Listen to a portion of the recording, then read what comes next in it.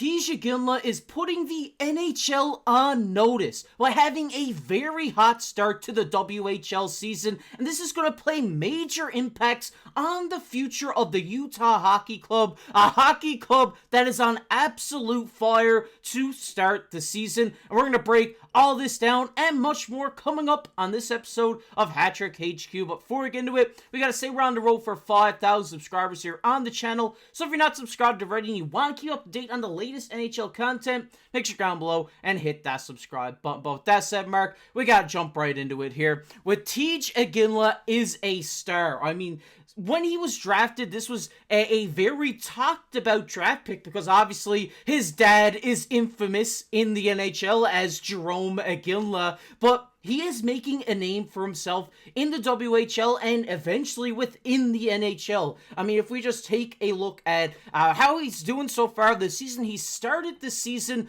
with 11 points in 8 games, 6 goals, 5 assists for the Kelowna Rockets. Last season, he did finish with 84 points in 64 games, so it's looking like he's back on that dominant pace to tear up the WHL, and this is going to have big implications on the Utah Hockey Club, because right now, their center depth isn't bad at all. I mean, they have Barrett Hayton, they have Logan Cooley, Alex Kerfoot.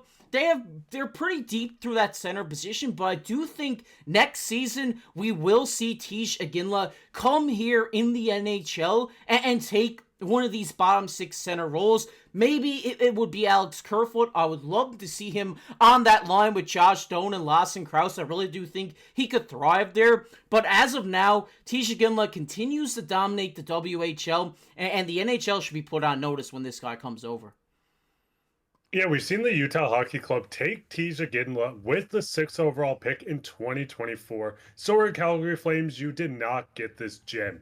When you're looking at Iginla, the biggest thing with him, not only is he a guy that can put up points for you, but he's a big body that's going to use his weight. A lot of people rave about how hard he is going into puck battles. He's the first one in, he's the first one out with the puck. He's heavy on the puck, and he's going to go into every board battle. This is exactly what every single coach in the NHL wants, having a guy like this on your roster, a young guy that's going to battle on the board. You see so many star players around the NHL having problems going into these board battles. You see a lot of players where people are complaining that they're not winning enough board battles. But Tij Iginla is doing this already at this young age, and that's incredible for Utah. Yeah, 100%. I mean, this guy's 6 foot 190, and he's going into these board battles, into these engages, and winning most of them. He's a very strong kid, and that's one of the biggest standouts of his game, is that he kind of plays the game more of like, if any Toronto fans are watching this, a Matthew Knies plays, where he does have a shot where he can pick his spot and put it in the back of the net, but he isn't afraid to get in front of the net. He isn't afraid to go into the corners, win the puck battles, and give the puck to the star players on his team or his line mates for scoring chances. This is the kind of comparable I would give Tij Iginla is a guy like Matthew Knies. I do think Tij Iginla, sorry Mark, will be more dominant than Knies over his NHL career, but right now he is playing phenomenal, and he is getting very high praise from the head coach of the Utah Hockey Club. If we just take a look at what Andre Tourigny said about Tij Iginla before he got sent back, he said, I really like his skill set. He has good execution, and he's very creative offensively. He said, for an 18-year-old guy who did not have a lot of reps in our structure, I liked his game. And Mark, when you're getting such high praise from the head coach of your NHL team, I mean, that's got to give him a little bit of boost of morale. Yeah, I mean, coming into your first training camp, into a rookie camp, whatever they were talking about, when they were talking about Iginla during this, having this praise from a head coach, your new head coach that's going to be maybe your coach next season or at the end of this year, is something that's really going to give motivation to Iginla as well. This is a guy that went back to the WHL. He's going to dominate once again. He scored over 40 goals, I believe it was, last season. It would not surprise me if he breaks 100 points and 50 goals this season. Once he makes it to Utah, fans are going to love him. Arizona fans, I am so sorry. that you get to miss out on a guy like this. But Iginla is going to be a huge part of why Utah is going to be the team of the future in the NHL. And he's going to be a massive cause on why the Utah team will finally win a Stanley Cup at some point. Yeah, I definitely have to agree with you there. I think this guy's going to have a very dominant season to where when the junior season ends, we may see him come over and play in these last couple of games, especially if, maybe they're out of the race. If they're in that race, I don't suspect we will see this, but I do think there is a possibility that we do get to see him this season. And I mean, I know that it's a lot of pressure on him because obviously his dad is so infamous in the NHL, but I think this guy's carving his own path, and it's not a Bronny James and LeBron James situation where he's only drafted because his dad's very good. I think this guy is amazing and is going to be a great prospect for this team, and Utah fans have a lot to look forward to, which is leading into our second topic, Mark, which is Utah is the future of the NHL. And I 100% agree with this blanket statement because obviously Utah has so many young prospects right now. You got Logan Cooley, as Arizona framed him the top prospect in hockey, as I know Mark loves that. And there's so many other players there like Clayton Keller. He is 26, but he is dominating right now, getting into the prime of his career. And if we just take a look at what he is doing this season for Utah, he has 8 points so far throughout this season with 4 goals, 4 assists, is just absolutely killing the game right now, which has led him to the top of the team, leading the team in points. Just behind him, Nick Schmaltz with 7 apples. I mean, that's great to see a guy like Nick Schmaltz just get active in here in the point totals as well. Barrett Hayton, Logan Cooley, Dylan Gunther leading the team in goals with 5. I mean, Mark, when you look at this team and what they are doing right now with talent at such a young age that can only climb higher, I think this team is going to be dominant for a very, very long time. Yeah, seeing these young guys step up is huge for this team. And the biggest thing that a lot of people don't talk about with this Utah team, looking before this video, they still have 7.5 million in cap space. This is cap space that can help with their future if they want to take on a few bad contracts. If they're not in the race by trade deadline, this is 7.5 if they go into trade deadline and they're looking to add more players, more veterans, to build this roster to be a legitimate contender. They could do this as well. The young guys are showing they can do this. They have good defensemen. I mean, Sergachev was a guy that came over and is showing an immediate impact on this team.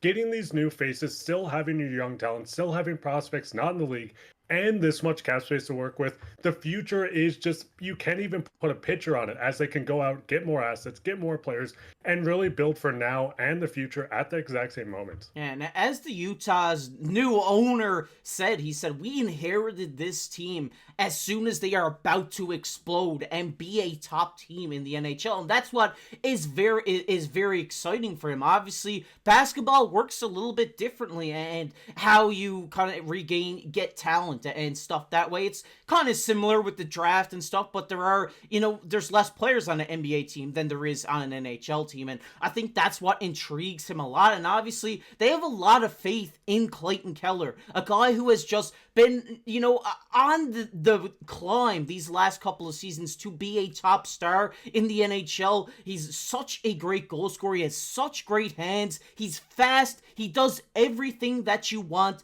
out of a player. And now he is the captain of your hockey club. So you want him for the future. Once the Utah drops the hockey club and adds a name, this team is going to be fun. But it's already fun to watch right now. Yeah, the biggest thing with Keller too, and a lot of people not even fan of the Utah Hockey Club at the moment, can say, when you see any rumors floating around, Mitch Marner rumors were something that was flying around constantly in the offseason. Every single fan said, hey, let's trade Marner for Keller. Keller was the guy they wanted. It shows how explosive this guy is, how much people value him, and Utah has him locked in with all this young talent. Keller is going to continue to dominate this league, and once this team continues to get better, more players start just emerging onto real talent or when you see people maturing on this team as well, not saying they're not mature, but maturing into in their mid 20s in the NHL. Keller is going to continue to get better. The team's going to continue to get better around him. And I'm very excited to see what Utah does with this as well. Yeah, 100%. I mean, right now, the goaltending situation is a bit shaky. I mean, Vejmelka and Ingram have both had a slow start to the year, but I do suspect they will pick it up. I mean, I believe Connor Ingram's on like an 880 save percentage with a 3-1 record right now, which is absolutely crazy. But I think this team definitely has a chance this season to be potentially pushed for a playoff spot. What do you think, Mark? They're fifth in the Central right now. Where would you put the Utah Hockey Club here? I could see them really sliding in the wild card spot, especially if this management looks at it and says, "Hey, this is our first year in Utah. We want to make this team a playoff team. Let's go out and use some assets to go get some big names." We're seeing a lot of names just kind of flying around the NHL markets already. So if they can go out, buy low, maybe get a few contracts that don't look good on one team but still look good on Utah, this team can make an impact. And I do see them sliding in the wild card spot. The West is going to be hard to get in. There's a lot of good teams, but I think Utah has a legitimate chance. Yeah, I like that. I think they have a legitimate chance too. Well, I've watched a lot of Utah games this season, unironically, because this team is just so fun to watch. I love watching these teams with so many young players that are playing so good, and this is what they got right now. And when you have so many young guys on your team that just want to contribute to make the team successful, it's only going to be a recipe for success, and Utah is going to, I think, float into that wildcard spot. I would not be surprised about that at all. But we want to hear your guys' thoughts down below in the comments section. Are you fired up for the hockey club as much as we are here on the channel? Let us know down below in the comment section if you enjoyed this one. Make sure to leave a like, subscribe to the channel. Around the road for 5,000 subscribers. We really appreciate it. If you're not subscribed already, you want to stay up to date with all the NHL content we're putting out here. We're putting a whole lot out, so make sure to go below, hit that subscribe button. And if you want to check out a video we did the other day, it'll be popping up on your screen right now. But as always, I've been your host, KC, alongside my co-host, Mark Pye. Keep your stick on the ice.